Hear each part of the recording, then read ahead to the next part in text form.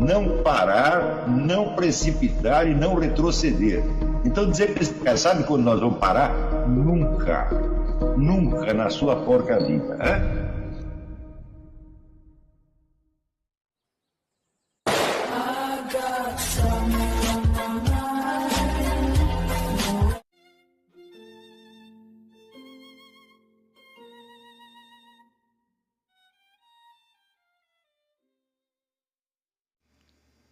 E aí pessoal, tranquilo?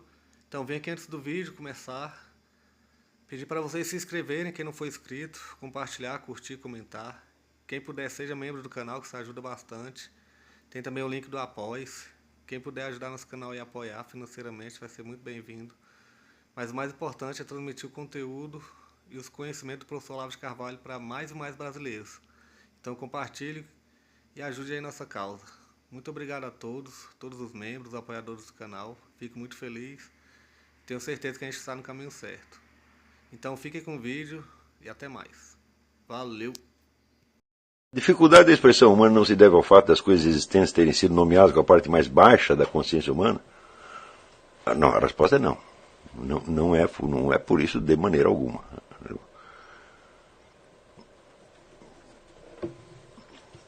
Porque você vê que existem muitas línguas que elas começaram a se formar no seu ponto mais alto e depois vai decaindo. Né? Se você pegar a língua dos Vedas ou a língua da Bíblia, aquela língua está num nível muito alto e depois aquilo vem estragando com o tempo. Né? A dificuldade da expressão humana vem de que a língua, primeiro, a língua é uma só para todos. Segundo, você não toma a língua no seu melhor estado, mas no seu estado presente. Quer dizer, o estado dominante numa certa etapa da vida da sociedade. Você ler a literatura de outras épocas é você restaurar as possibilidades que estão embutidas nessa língua, mas que não estão em uso no momento, mas que para você podem ser úteis. Tem coisas que você pode querer dizer, que fazem parte da sua experiência, tá certo? Que você até percebeu, mas que você não vai poder dizer na língua de hoje, mas você pode procurar, sei lá, encontra lá em Rimbaud, em Goethe, em Balzac, alguma coisa assim que te ajuda a dizer aquilo. Então você vai ter que complementar a língua presente. Não é isso? E olha, esse negócio da decadência da língua não é uma coisa que acontece só no Brasil. No Brasil é um caso extremo, tá certo? Mas aqui você observa a mesma coisa.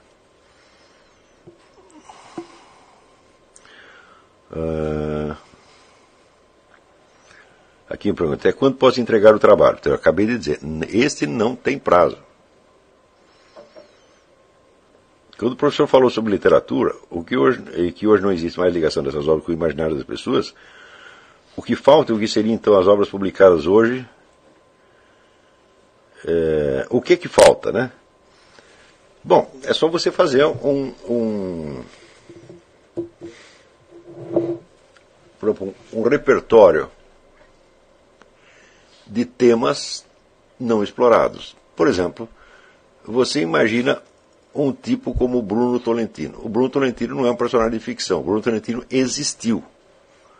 É isso? Eu dei o exemplo também do Frei Beto.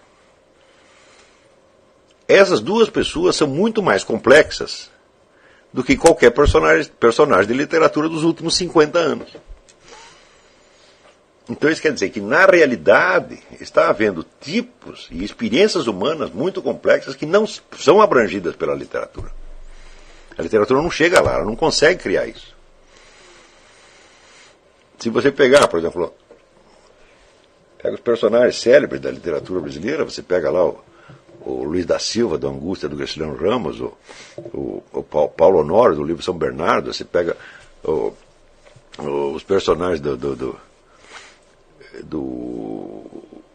João Guimarães Rosa, eles não chegam nesse nível de complexidade. Por exemplo, como é que você faz, por exemplo, a história de um gênio? Então, se você lê, por exemplo, Thomas Mann, Dr. Faustus, o personagem é um gênio da música.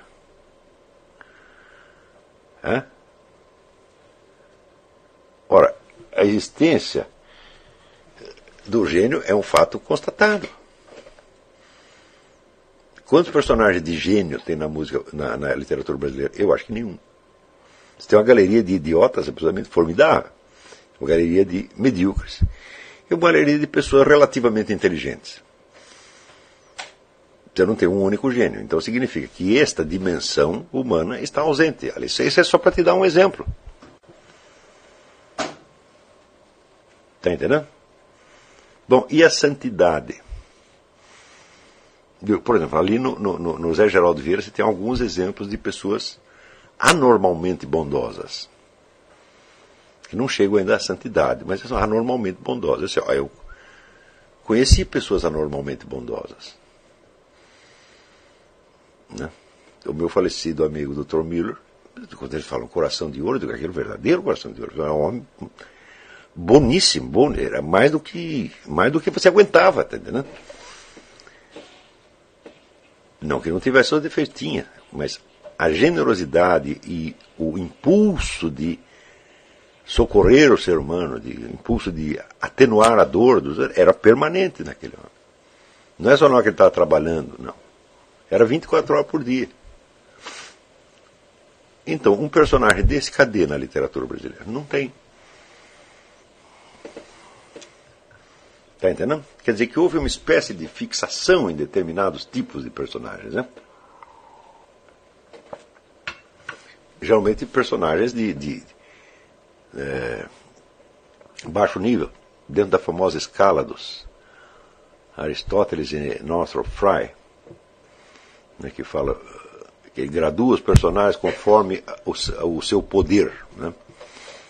Então, o personagem máximo seria onipotente, Deus, né? Abaixo de Deus você tem os personagens que não são Deus, mas têm poderes divinos, né? Os tipos da mitologia, né? Então, depois você tem os personagens que não têm poderes divinos, mas são pessoas de altíssima qualidade. Depois você tem pessoas que têm apenas o poder comum dos seres humanos, e você tem, por fim, os idiotas, os caras que estão sempre abaixo da situação, né? Os idiotas predominam na literatura brasileira. Os personagens são geralmente impotentes em face da situação. Tá certo? Então por aí você vê o quanto foi pobre até o momento a nossa exploração da experiência humana. Estão compreendendo?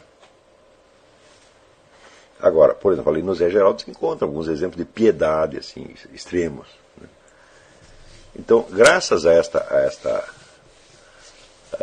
pobreza do imaginário brasileiro, é que certas qualidades humanas que existem, elas acabam se tornando inverossímeis na sociedade brasileira.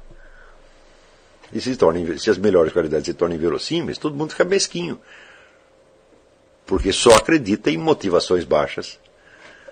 Tá entendendo? Porque nunca viram ninguém melhor e não imaginam que possa existir uma pessoa melhor. Você imagina, por exemplo, leiam o Diário de um Pároco de Aldeia, do Jorge Bernanos. O personagem é um santo, ele não sabe que é um santo, mas ele é. Ele não é um santo oficialmente da igreja, né? É um santo anônimo. Mas o personagem é um santo. Agora você imagina como o autor teve que dar tratos à bola para imaginar, né, a vida interior e exterior de um santo. Não é isso? Então, isto é uma coisa que, por exemplo, na literatura brasileira não existe, mas nós podemos assimilar da estrangeira. Então, o conhecimento da literatura é você abrir-se para a variedade da experiência humana. E não esquecer a ideia de Aristóteles, tudo isso foi contado porque isso é possível. Não são coisas que aconteceram. Mesmo que tenham acontecido, elas não são contadas porque aconteceram, porque senão seria obra de história. Né? São obras de ficção literária porque são apresentadas como possibilidades. Não é isso? Possibilidade que pode ir até o fundo do mal. Não é isso? E pode subir até a santidade. Entendendo? Tudo isso existe. Então é preciso que a nossa imaginação alargue no sentido da variedade de tipos e suba e desça no sentido da qualidade dos tipos. Não é isso? Vamos lá, mais algumas perguntas.